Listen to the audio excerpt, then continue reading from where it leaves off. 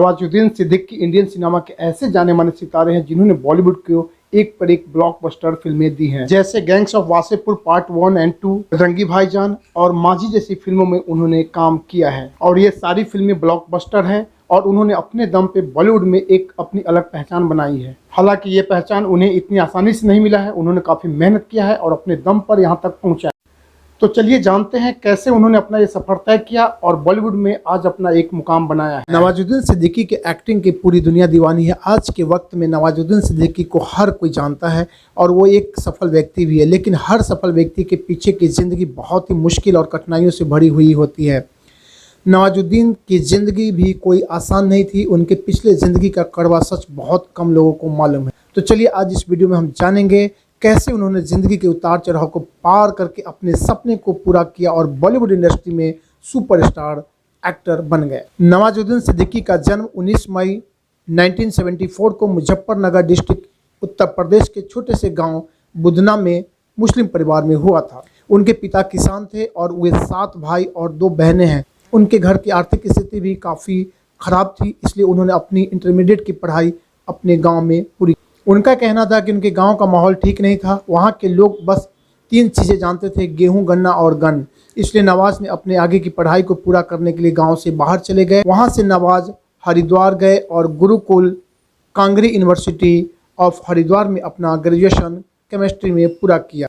अपनी ग्रेजुएशन की पढ़ाई के बाद वो गुजरात नौकरी के लिए गए। वहाँ उन्होंने एक पेट्रोकेमिकल कंपनी में केमिस्ट के पद पर कुछ समय के लिए काम किया। वहाँ वो काम तो करते थे पर उस काम में उनका मन नहीं लगता था। उनको कुछ और ही करना था जिससे वो पूरी दुनिया में फेमस हो और सब लोग उन्हें पहचाने।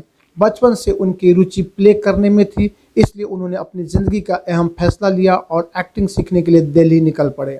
उनके किसी दोस्त ने नवाज को बताया कि अगर उन्हें एक्टिंग सीखना है तो दिल्ली में स्थित नेशनल स्कूल ऑफ ड्रामा में दाखिला ले सकते हैं, लेकिन उस स्कूल में दाखिला लेने के लिए पहले से ही कुछ प्ले का एक्सपीरियंस होना ज़रूरी था, जो नवाज के पास नहीं था। इसलिए नवाज ने एक प्ले ग्रुप को ज्वाइन किया जहां से वो एक्टिंग का टैलेंट हासिल किया। उस प्ले ग्रुप का नाम था साक्षी थिएटर और वहीं से उन्होंने मनोज बाजपेयी और सौरभ शुक्ला के साथ मिलकर काम किया।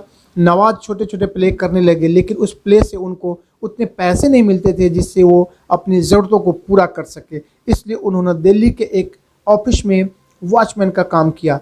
अपनी ड्यूटी ख़त्म करने के बाद वो प्ले सीखते थे। उनके अंदर एक्टिंग सीखने का इतना जुनून था कि वो उसके लिए कोई भी परेशानियों को झेलने के लिए तैयार रहते थे।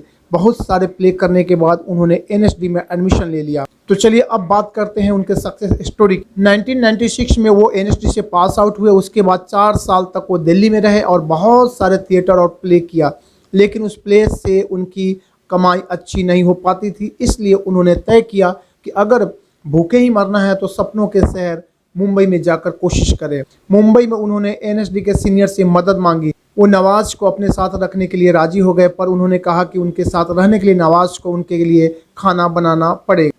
नवाज भी राजी हो गए। आखिर उन्हें अपना सपना जो पूरा करना था। शुरुआत में उन्होंने टीवी सीरियल्स में काम करने की कोशिश की। बहुत कोशिशों के बाद उन्हें सीरियल में 1-2 बार थोड़े समय के लिए छोटे रोल्स करने को मिला, जहाँ उन्हें ज़्यादातर नोटिस नहीं किया जाता था। उसके बाद उनको रियलाइज हुआ वहाँ उनकी सही जगह नहीं है।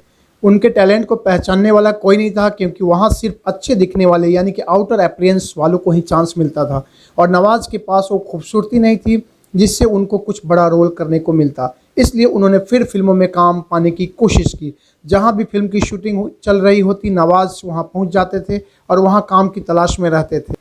कोई उनसे पूछता था कि यहाँ क्या करने आए हो, तो नवाज कहते थे मैं एक्टर हूँ। उन्हें जवाब में यही मिलता था कि दिखते तो नहीं हो, और उन्हें वहाँ से निकाल दिया जाता था। बार बार ना सुनकर वो थक चुके थे। इतनी बार उन्हें मना किया गया था कि वो कहते थे ना सुनने की आदत सी हो गई है।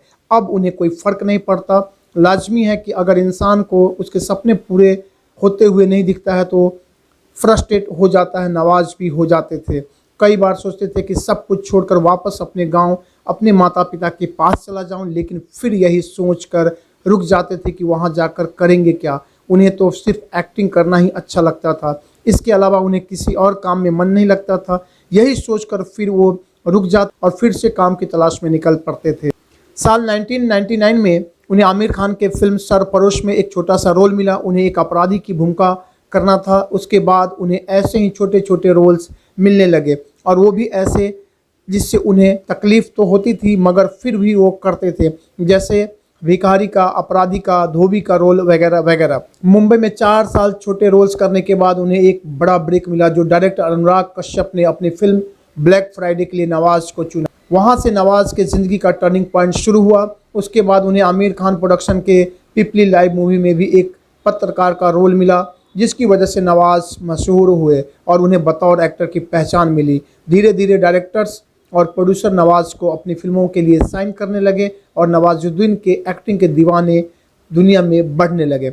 नवाज ने एक से एक हिट फिल्में इंडियन सिनेमा को दी और आज वो सिर्फ बॉलीवुड ही नहीं, पूरी दुनिया के सुपरस्टार हीरो में से एक है।